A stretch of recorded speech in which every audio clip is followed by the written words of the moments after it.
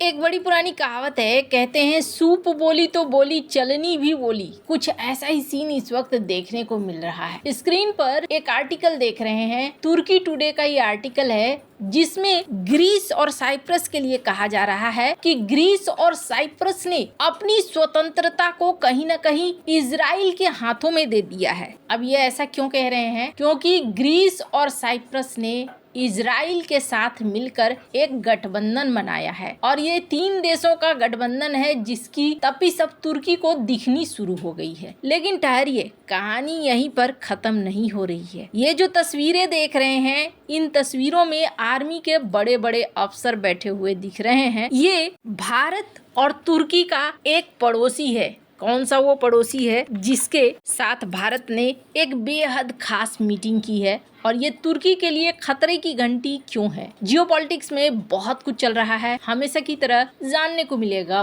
बहुत कुछ। आइए जानते हैं इन खबरों को विस्तार से। धीरे धीरे ना सच निकलकर सामने आना शुरू हो गया है, इजराइल के भी सामने और अमेरिका के भी सामने। दुनिया में एक नए नाटो का उदय दिखाई दे रहा है जिसे इस्लामिक नाटो कहा जा रहा है और ये सैन्य गठबंधन भारत के लिए भी खतरे की घंटी की तरह है। क्यों? क्योंकि इस नए सैन्य गठबंधन में अभी तो पाकिस्तान और सऊदी अरब है, लेकिन चर्चा तीसरे देश तुर्की के भी इस गठबंधन में आने की हो रही है। ये गठबंधन राजनीतिक तौर पर भी महत्वपूर्ण है और सामरिक तौर पर भी। अगर आप ये सोचते हैं आया गया गठबंधन नहीं होगा, क्योंकि इसमें कहा जा रहा है आर्टिकल 5 की तरह एक नियम लाना कि अगर किसी भी सदस्य देश पर हमला होता है तो बाकी सदस्य देशों पर भी हमला माना जाएगा। ये गठबंधन खतरनाक है, इसलिए खतरनाक है कि सऊदी अरब के पास अपार आर्थिक ताकत है, पाकिस्तान के पास न्यूक्लियर क्षमता और बड़ी सेना है, तुर्की की जियोपॉलिटिकल ताकत है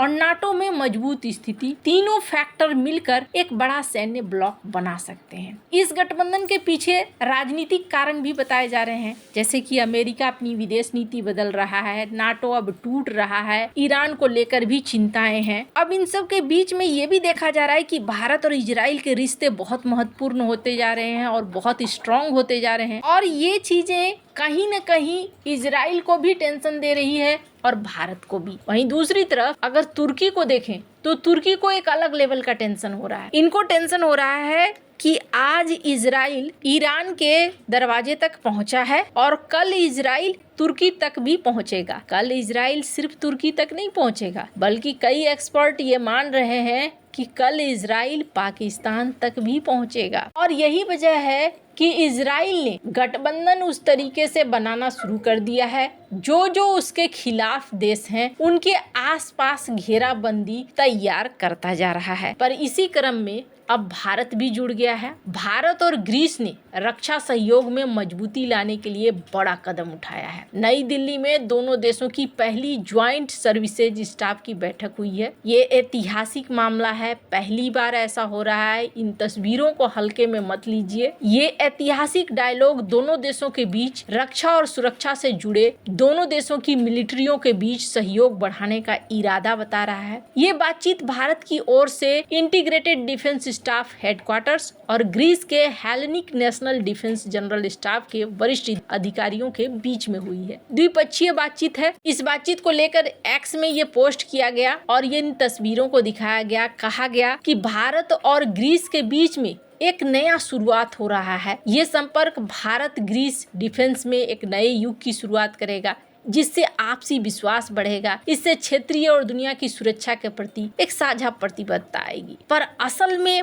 प्लान क्या है? असल में प्लान है तुर्की और पाकिस्तान। पाकिस्तान को लेकर ऐसा माना जा रहा है कि ये जो 2 नावों की सवारी है ना, ये इसको बहुत ज्यादा भारी पड़ने वाली है। इसलिए भी भारी पड़ने वाली है क्योंकि हमास के लोग भी पाकिस्तान के आसपास देखने को मिल रहे हैं। पाकिस्तान में इन दिनों हलचल मची है। पहले तो भारत से ही एक पंगा था, लेकिन अब जो चीजें कर रहा है पाकिस्तान वो सीधे इजराइल के निशाने पर आ रहा है। एक तो पाकिस्तान सऊदी अरब के साथ इस तरह के गठबंधन बना रहा है। दूसरा, पाकिस्तानी पत्रकार और राजनीतिक विश्लेषक हैं नजम सेठी। इन्होंने हाल ही में एक चेतावनी जारी करते हुए कहा कि इजराइल पाकिस्तान पर दबाव बना सकता है। नेतन्याहू की इस नाराजगी की कई वजह हैं। जिनमें हाल ही में पाकिस्तान का हमास प्रेम शामिल हुआ है। ऐसे हालातों में अगर इजराइल हमला करेगा तो ये सर्जिकल स्ट्राइक होगी। दरअसल हो क्या रहा है, यहाँ पर हमास के नेता देखे जा रहे हैं। इजराइल ये साफ कह चुका है कि किसी भी मुस्लिम देश के पास परमाणु शक्ति नहीं होनी चाहिए और नेतन्याहू को शक है कि पाकिस्तान अपनी परमाणु टेक्नोलॉजी किसी से ईरान की मदद कर रहा है। ईरान का मकसद इजराइल को मिटाना है। ऐसे में इजराइल पाकिस्तान को प्रॉक्सी दुश्मन मान सकता है। इसके अलावा बीते दिनों पाकिस्तान समर्थित लश्कर-ए-तैयबा जैसे मोहम्मद जैसे आतंकी संगठनों में हमास की मौजूदगी साफ साफ देखने को भी मिली है। Middle east media research institute की माने तो इन्होंने हमास के कमांडर नाजी जहीर की कई बार पाकिस्तान के दौरे पर जा चुके हैं, ये बातें भी कही और कुछ ऐसी बातें भी कही जिसमें देखने को मिला कि गेस्ट बनाया गया है। अगर इन हालातों को देखते हुए अगर इजराइल पाकिस्तान पर सर्जिकल स्ट्राइक करने का फैसला लेता है तो नेतन्याहू सर्जिकल प्रिसीजन या तकनीकी श्रेष्ठता का इस्तेमाल कर सकते हैं। नेतन्याहू पाकिस्तान में चुपचाप अपनी स्पेशल फोर्स भी भेज सकते हैं जिसमें खुफिया एजेंसी मोसाद की मदद ली जा सकती है। अगर टारगेट कोई परमाणु केंद्र या हाई प्रोफाइल व्यक्ति है तो इजराइल सायरेट मटकल जैसी कमांडो यूनिट को काम पर लगा सकता है।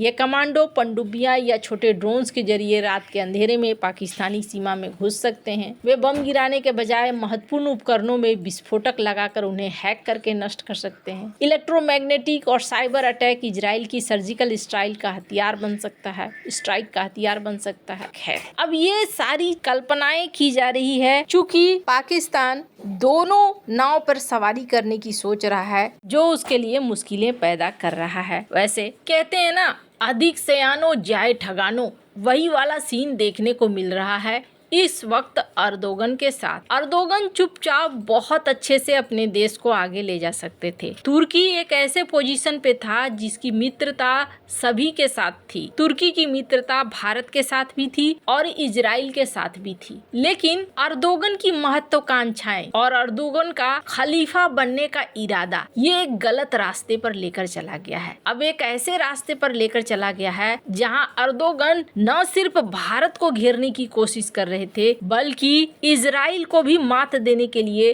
सीरिया तक पहुंच गए थे। लेकिन अब उनको अपने ही किए गए काम भारी पड़ते हुए दिख रहे हैं। भारत और इजराइल दोनों कुछ ऐसा कर रहे हैं जिसने तुर्की की नींद छीन ली है और तुर्की ने अब कहना शुरू कर दिया है कि मेरे पड़ोसी अब मेरे नहीं रहे। जानेंगे क्या हुआ है। आपको क्या लगता है इन सब मामले में, आप क्या राय है कमेंट कर जरूर बताएं। जल्द मिलते हैं अगले वीडियो में नई खबर के साथ।